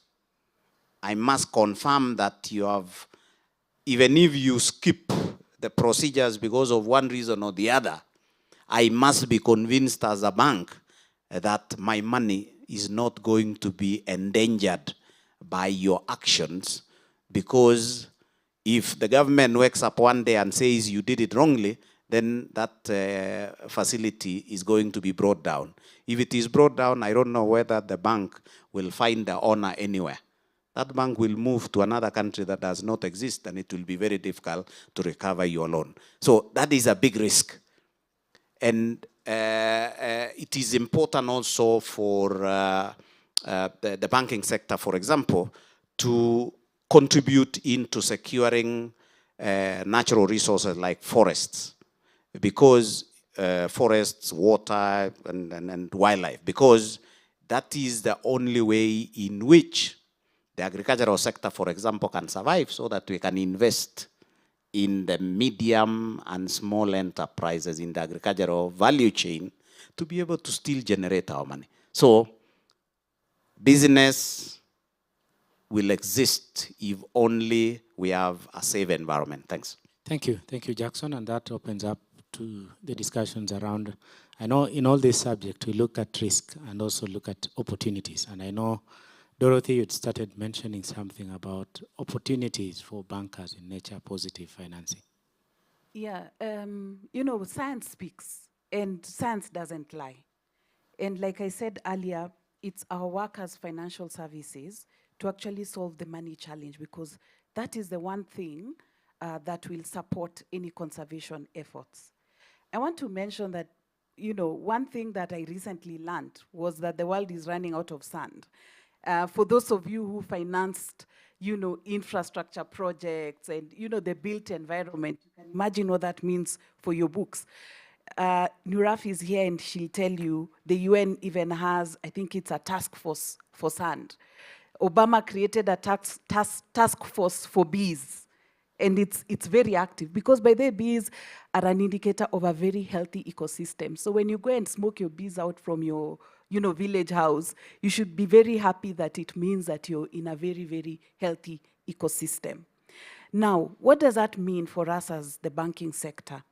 It essentially means that many of your clients are going to be locked out of international trade. Why? The EU has come up with a number of regulations, the EU deforestation regulations, and they are tightening their regulations in terms of things like disclosure. And they are saying that for us, for you as a farm to get us your French beans to be in, you know, Marks and Spencer or wherever, you need to comply with certain requirements. Many of your clients are not going to be able to meet those requirements. And it's up to you as banks to support your clients and to also understand the risks that lie. I'm going to talk one last thing about the risk, then I go to opportunities. We just completed a central bank stress test for 5 African countries. And your bankers, let me tell you, if you look at the reports, they're online. It's a piece of work we did through McKinsey and Vivid Economics. And it shows you the expected credit losses for these 5 African central banks could rise up to 52% by 2030. And then we've even done country reviews. So the central bank stress testing shows the country reviews and the effects on agriculture, the effects on mining, the effects on, you know, I think we took around 4 sectors. And this stress test was based on science, because we used what, you know, Catherine Halley had mentioned, the global biodiversity framework scenarios. So you're taking science, and then you're taking, you know, central bank's data, and then you're modeling, and you're seeing the effects. That's data and that's science, and it's real, and it speaks. Now, let's talk about opportunities. What are we doing and what is possible within the banking sector? I don't know if I'm being recorded, and I hope I won't get into trouble for this, but many of the international banks have set up carbon trading desks. Many of them. Many of these international banks have carbon leads sitting in the UK markets or whichever markets. Yet this carbon is in Africa. This carbon is in Kenya. These projects that Facebook and Google and all these, you know, companies are buying are in your village, right? What does that mean? They're seeing opportunities that ourselves we're not seeing. Carbon credits one, biodiversity credits another. This is essentially where you are paid based on biodiversity impacts. I talked about the Lion Bond. One of our anchor members has actually raised a Lion Bond. And right now we are taking them on a roadshow, speaking about that product, speaking about that potential solution. They're based out of South Africa. It's public. You can go online. You'll find it. And let me tell you, when those guys made a presentation at New York Climate Week, you should have seen the American investors in shock because, one, they did not know that these products exist. And 2, here's an African telling them about opportunities within Africa. This institution is going to go to Geneva, it's going to go to Davos, we are going to take them to any global place where we can show the world that indeed the opportunities are here, and it's African banks who are coming up with these opportunities. We talked about the TNFD, disclosure framework. I don't know, I think many of you could be risk people here. You've seen the International Sustainability Standards Board has just released S1 and S2 recommendations. Essentially, all banks, Essentially, financial statements going forward will have disclosures on climate. I can tell you within the next 2 years, it's going to be mandatory to have disclosures on nature. And therefore, the financial institutions that have piloted the TNFD, such as Equity Bank, such as KCB, such as Sanlam, such as ICA Lion, these financial institutions are going to be way ahead. Why? Because not only are they getting ready on the disclosure side, which will be very painful, I must say, but they're already looking at opportunities. We are running a TNFD pilot. We have 21 financial institutions across Africa.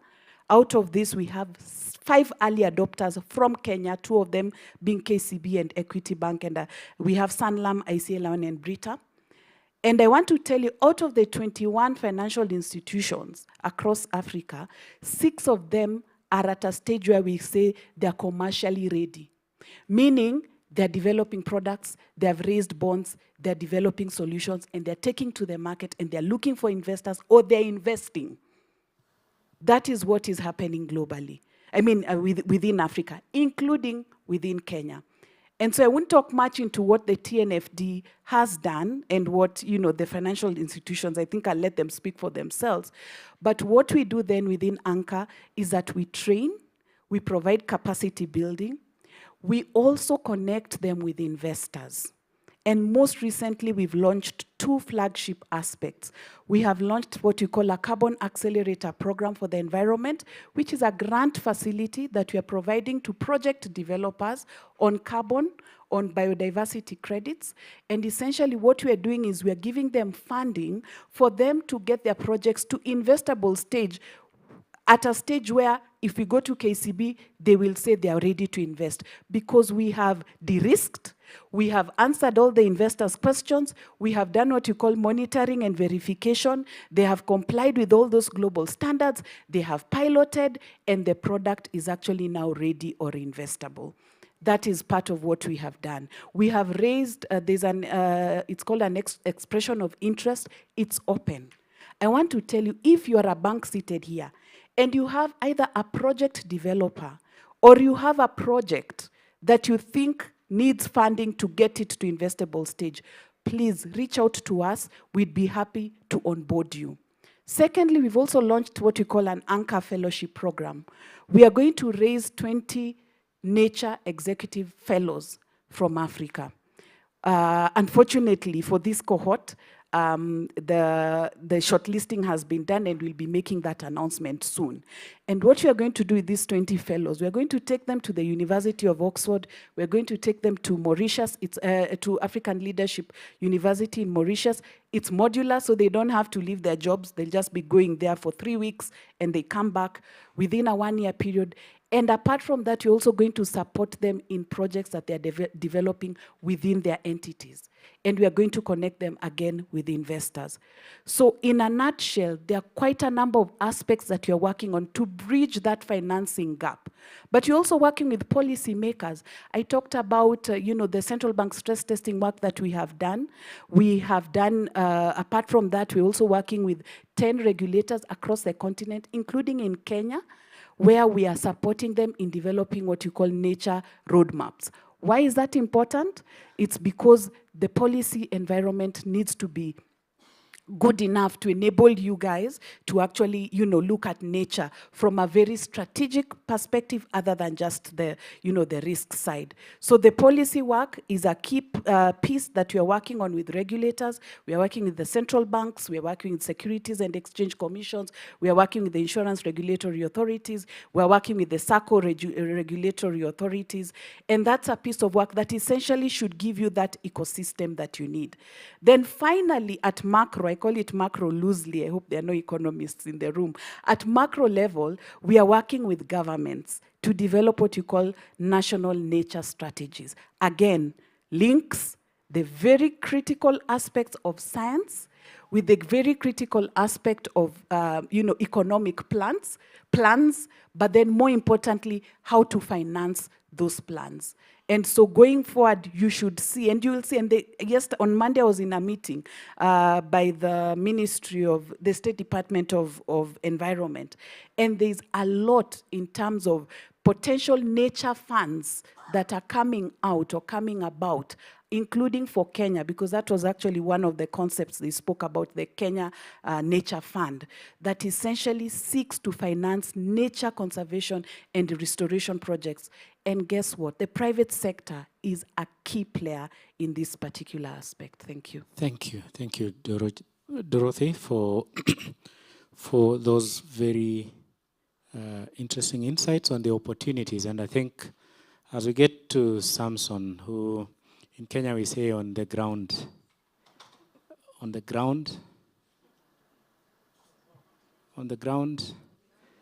things may be different. Are there any challenges with your nature financing at Equity Bank? I know you mentioned you're an early adopter of TNFD framework, and we pride ourselves in that. And please tell us, are there any challenges that you face? Thank you, Jackson. I think Dorothy has spoken so well, and like somebody who is on the ground as well, and and I think Dorothy have mentioned about some of the things happening in terms of opportunities, where we are seeing whether it's international banks come and, you know, they have set up their own carbon trading desks and all that. Well, us here who are doing a lot of work, we are financing a lot of agriculture, we are doing a lot of work around forestry, restoration and all that. We don't have anything to show for it. One of the key challenges I see it's from a bank perspective is, you know, we tend, in the banking space, we tend to talk about appetite.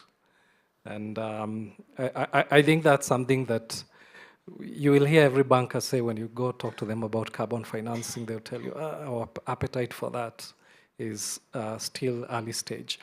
So it's a challenge I think you have laid out for us, Dorothy, and I think you're doing fantastic work in terms of unlocking those roadblocks we have around that space. We see a lot of these opportunities, and when bankers look at all those opportunities, the numbers, and I've had a few numbers being thrown around what the opportunity looks like. But one thing I know about the value of that opportunity, I heard you talk about, I don't know how many $1 trillion. Dorothy mentioned a different figure. I have mine here, which I'll say it's about $1 trillion globally. 16% of that lies here in Africa, in agriculture. Yeah, so we have the opportunities with us. We need to be more courageous. We need to work more closely together to take advantage of support that is available, some of that has been talked about, to be able to shift our mindset from these solutions not being bankable to taking that first step. So I think that's a key challenge for us, to seeing these opportunities being bankable, starting from those baby steps to be able to get going. And the opportunity is large, and the share of cake is quite large for everyone to take advantage of.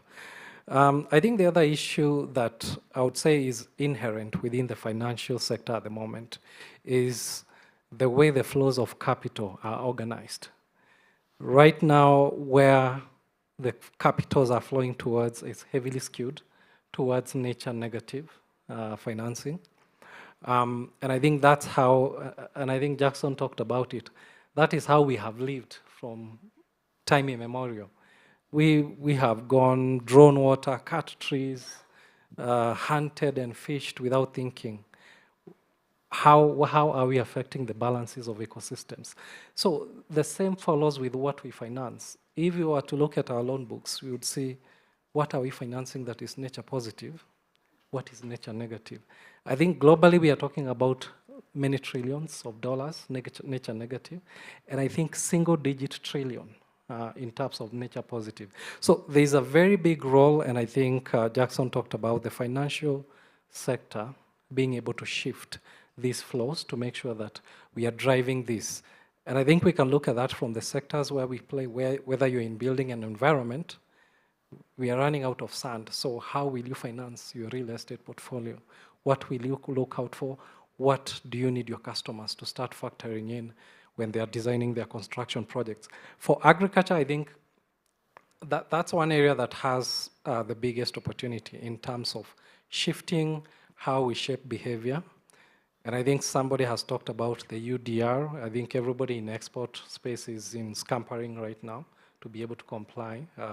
I know for sure coffee sector, everybody is saying, how do we comply? And I think we have gotten grace for the extension of compliance around that. So in a nutshell, we have to be bold. We have to take that risk.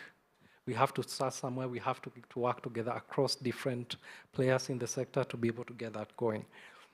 But looking in general in terms of TNFD and even understanding nature, I think one thing to appreciate is the fact that nature in itself as a topic is fairly new to everyone. And it's not just banks who are struggling to crunch or sort of to understand what we know nature what is, what does it mean for us.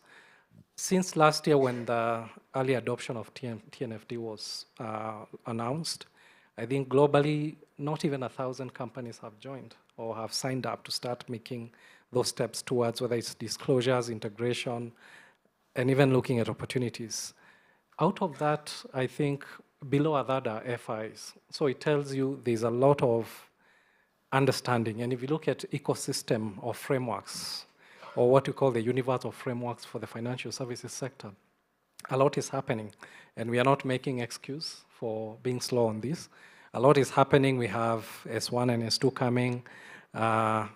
I think compliance coming or requirements coming from next year. So climate, we haven't figured it out.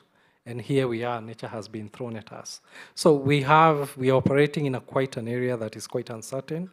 But also we have to be bold enough to appreciate the opportunity. And it would be interesting to look at those analyses on stress testing. Dorothy has mentioned just to appreciate the urgency that we need to be looking at this with. Great. So we are aligned, Dorothy. On the ground, there is consistent sentiment. But you mentioned something, Samson, in terms of there is that feedback of we don't have appetite at the moment. And perhaps let's look at it from, if we don't create the appetite, what happens? Arnold, what risks face us when we don't scale nature positive financing? Thanks again. I think most of the risks have been very well elaborated. I'm not your typical corporate guy, neither a finance person, just you and speak. So I'm also trying to see how to really break down this risk so that it's not typical UN jargon. But I think in the first panel, most of them had been addressed. There is the whole increasing issues around climate change, the drought, impacts of that, to even, the way we had floods, and also the insurance aspect of it. We're also talking about general trust between the community and the bank. If you're not with them, then who are you bankable for them in this particular project? So I think I wouldn't really mention so much around the risks, but just try to indicate that more partnership and more coordinated approach is required. Listening to Dorothy, Samson, and colleagues here, there's a lot that's going on, but it's within the private sector, banking sector silo. How I wish this conversation then gets to come to the Gigiri side of things and see how we're able to tap into these spaces. So what I see, or how to mitigate those risks, for UNDP, I'll say we have 3 new projects coming up that we've been funded by a number of donors. One of them is on nature disclosure study. So we intend to do a nature readiness disclosure study for Kenya. So we'll be partnering with KBA and majority of partners here to just try to understand what's the landscape. And UNDP is coming in from a point of knowing there's already something that has been done by players like FSD, by WWF, IUCN. But what is the landscape? We want to see what is the policy structure that supports this particular, very simplistic study, just going to give us more impetus to get into this space more. Then we have a new program that I mentioned, but because of time, I wanted to have a very small clip on biofin, what we call biodiversity finance, which we're also rolling out. Come next year, we are in the process of setting the projects at National Treasury with the Ministry of Environment to just basically help and support Kenya to come up with their biodiversity finance plan. Looking at budget expenditure review, so we're going to get a consultant who's going to come through Kenya's budget for the last 15 years to see how much has been budgeted for nature. We're also going to, again, do a finance needs assessment. How much is going to finance nature in the country? And more importantly, we are going to look at what are the key recommendations. So a number of projects coming up, and I think us being in this space, it's a space that we've never been there that much, so we are appreciating KBA and the team. But we want to see when we do these studies, when we start this consultation, how are you going to inform this so that this is specifically tailored to Kenyan context, and whatever interventions that you're going to scale up together with other UN partners like UNEP and all that, how do we ensure that we are not just using standards that exist in Europe or Latin America with our successful biofin projects, but how do we ensure that whatever that is being done in Kenya, reflected in Kenyan context, is really making sense to the industry? That will be sort of our offer to this particular discussion. Thank you. Thank you. Thank you for the offer to continue with conversations on this. And finally, to you, Catherine, I know IUCN has been very, very instrumental, in particularly developing global standards on nature-based solutions. And how can we tap into your standards more, your role in this space, in creating solutions for nature-based financing? Okay, thanks a lot for that question. I'll try to keep it short because I know we're winding down. So basically, when we talk about the nature-based solutions, this is a framework that has been designed to help users develop projects that address the societal challenges through sustainable and nature-positive approaches. So it uses a lot of scientific methods. And I think it's important just to briefly, when we say NBS or nature-based solutions, I'll just read out the definition that was agreed upon during the United Nations Environmental Assembly, and this definition is based on the fact that nature-based solutions are also recognized for their role in linking biodiversity and climate change, which is one of the things that we've also been talking about. So when we talk about NBS, in short, we're talking about actions that are there to protect, conserve, restore, sustainably use, and manage natural or modified terrestrial, freshwater, coastal and marine ecosystems, which address social, economic, and environmental challenges effectively and adaptively, while simultaneously providing human well-being, ecosystem services, and resilience and benefits. Biodiversity benefits. So as you can see, this standard was developed to try and bridge the gap between some of the risks that Jackson talked about, the challenges that financial institutions are facing. So that would be, it's one of the tools that have been proposed. I'm sure there could be others, and I'm sure Dorothy could tell us there could be others, but I know NBS is one of them that has been proposed. And basically, some of the key highlights of the standard.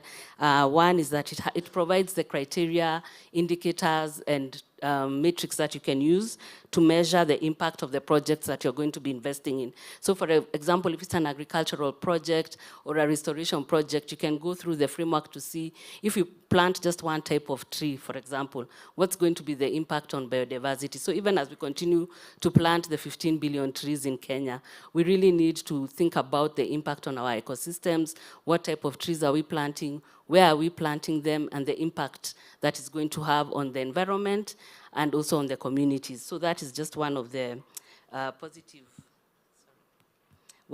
positive aspects of the standard. And then, of course, it's used as a benchmark of quality. So if you use the standard, at least because it's recognized globally, you can ensure that the projects that you're investing have the quality assurance. It can also be used for monitoring and evaluation based on the different matrices that are provided.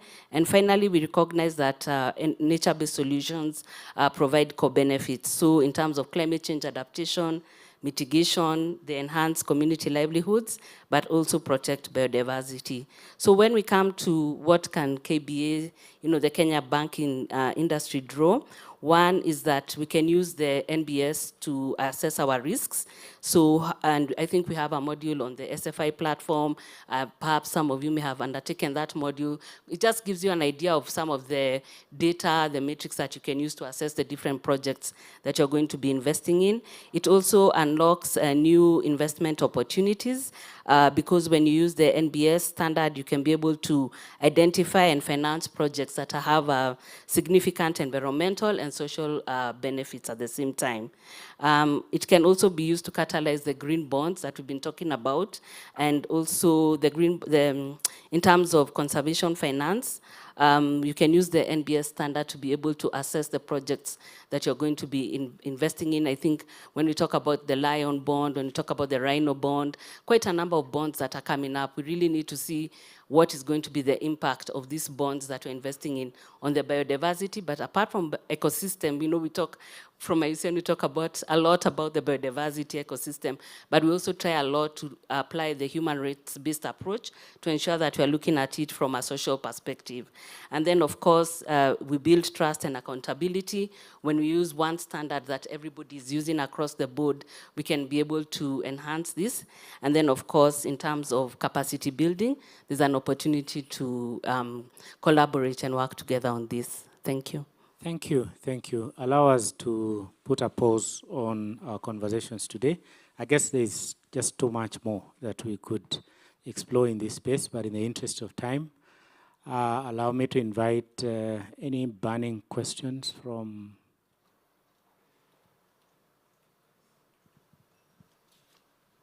Yes, Juma, there's a hand up.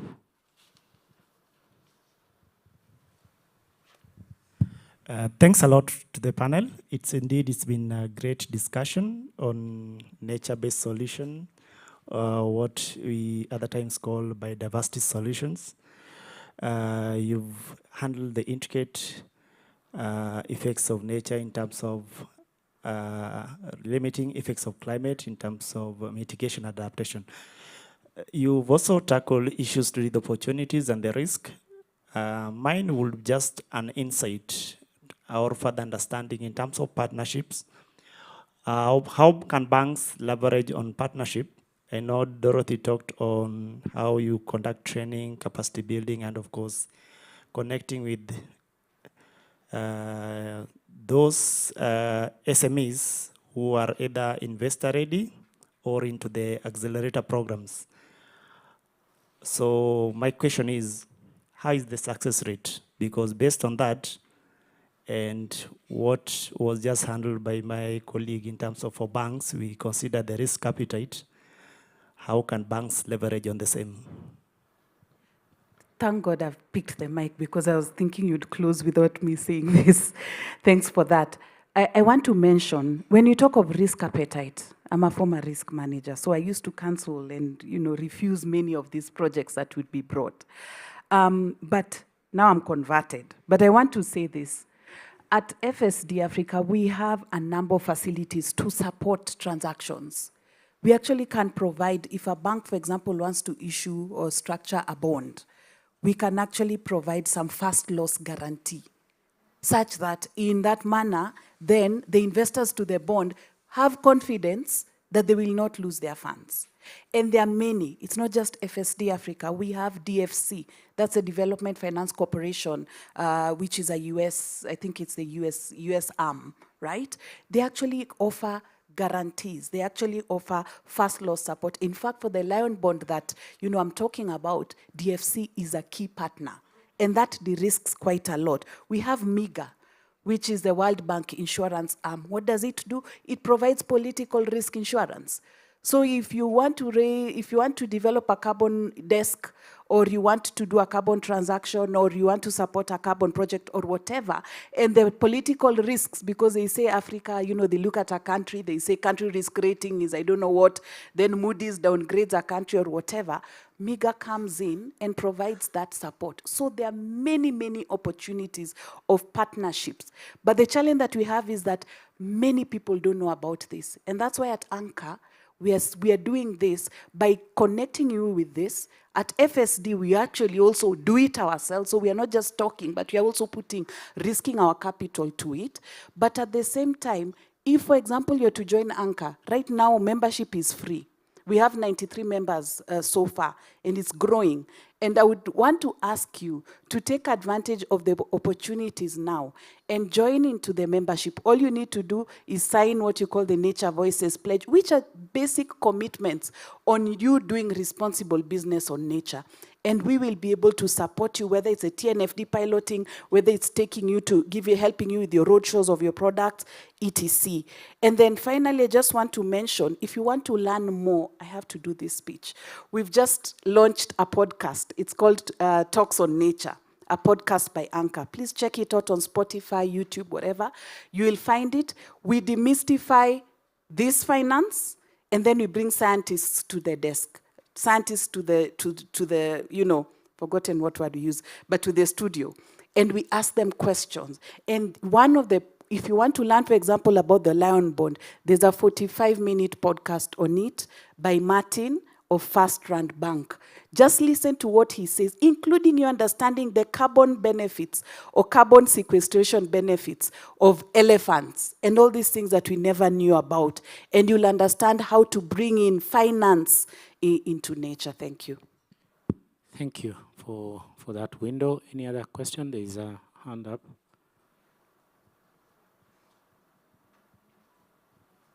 Yes, thank you. Good evening, everyone. Good evening. My name is Olum from ABC Bank. I just have a few questions to the panelists. Henry, would you tell us what can be done? If you could keep it maximum 2. I mean, okay. Maximum of 2 questions, yes. It's okay. Maybe could you tell us what could be done or what can be done to enable banks set up carbon trading desks?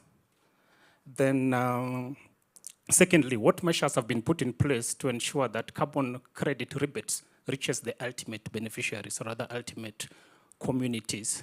And kindly allow me, Dr. Tiriongo, finally on this, is there maybe a body that licenses or regulates the organizations that that quantifies carbon trading?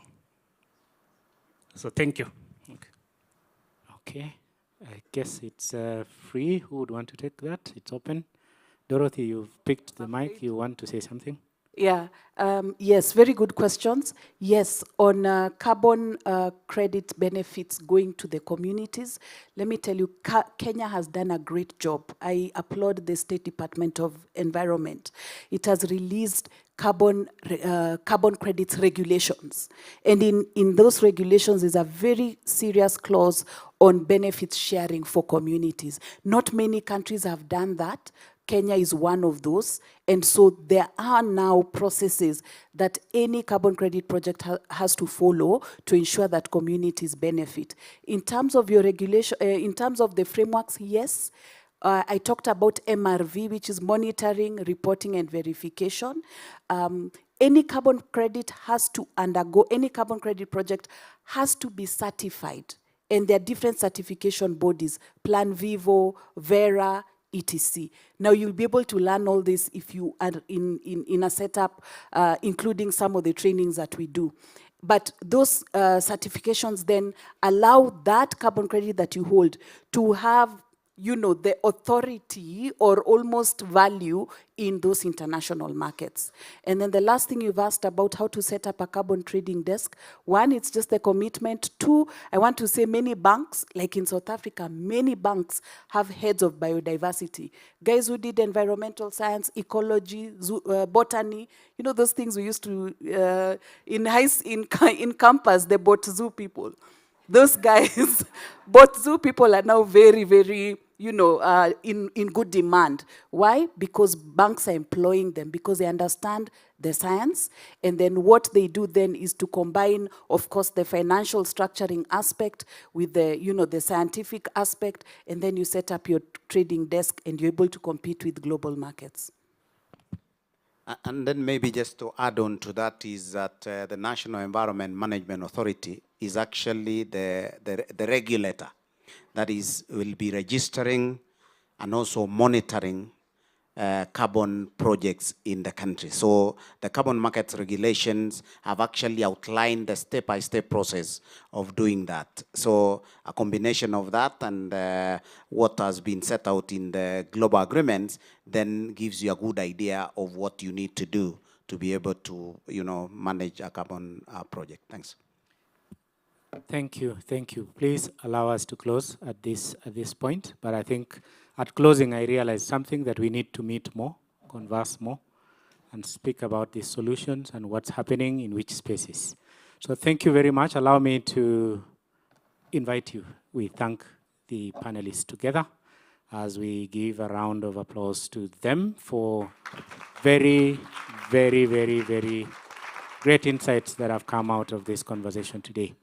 So please, you may take your seats, and as I get back to Victoria for a closing.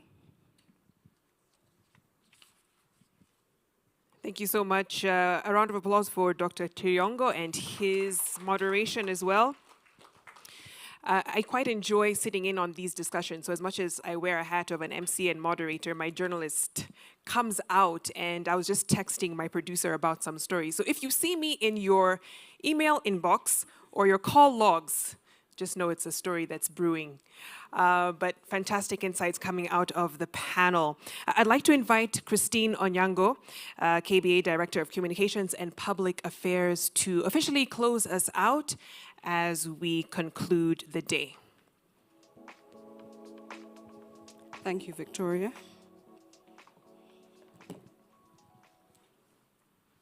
Wow, what a day. So I have to throw Dr. Tiriongo under the bus. Let me just start there. Let me take out my glasses so I can see him. So when we set out this year, we were just going to do the Catalyst Awards. He comes to us a month before that and he says, no. We have to do this differently. And together with Roslyn, who unfortunately cannot be here today because she has a broken leg, they made us work hard. I lost a few pounds. So I have actually gotten such good feedback today. So, protocol dictates that I start from the top, but I want to start by thanking Dr. Tiriongo. Please stand up. And Roslyn in her absence. Yeah, so let's start there. I think this was a very good session, and the afternoon session was fantastic too. So it's a pity we didn't have the full house. Maybe next time we do it all before lunch so that nobody goes to sleep after the sumptuous meal. So good afternoon, distinguished guests. As we conclude the summit, I would like to express our heartfelt gratitude to all our guests that have attended today on behalf of Kenya Bankers Association. We'd like to thank, in absentia of course, our chief guest, Mr. Ronald Omari, who gave us some good education on Nairobi River and what the Ministry of Environment is doing about it. We also would like to thank our Kenya Bankers Association Vice Chair, Ms. Betty Korir, for her comments and ongoing leadership in promoting sustainable finance practices throughout the industry. To our partners, IFC, WWF Kenya, UNEP FI, GIZ, and all the others. Thank you, thank you, thank you. Thank you for your steadfast commitment and collaboration. Thank you for your support, which is crucial in making today a success. And we hope that we can continue in this progress towards making the sustainability agenda in Kenya and worldwide a priority. Thank you to our panelists. We had 2 fantastic sessions. I learned a lot. I've always wondered what happened to the hyenas, why they became extinct, and what that means for us. So thank you, Jackson, for that. We just want to acknowledge you and thank you. Catalyst winners, thank you very much. This year we had a 60% increase in entries. And for that we are grateful. We ask that you continue to participate. I'd like to mention that in Q1 of 2025, we will have a session with the judges, so you can go over the entries for those of you that want to improve, for those of you that wonder why you didn't win a category that you probably spent a lot of time in, and for those, just for those of you who now are interested in participating, we will be in touch. So in closing, I first want to thank the team that put this together, and that's the KBA Secretariat team. It appears there's only myself and Dr. Tirionga in the room, but yeah, thank you very much for your hard work. I would also like to thank StagePass. They're the people that are responsible for this beautiful, beautiful artwork, yeah, and for helping us really tell you how much we've done in terms of sustainability. And KBA reaffirms its commitment to collaborating closely with the private and public sector and maintaining a responsive and inclusive banking industry. So we will continue to cultivate partnerships that emphasize innovation, resilience, and sustainability in the face of the evolving challenges and opportunities. So thank you all for your time today, and have a wonderful evening.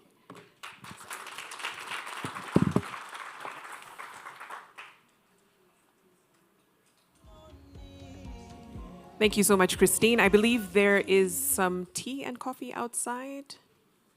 Oh, okay, so we have some tea and coffee outside as we network and enjoy the rest of the day. Thank you so much.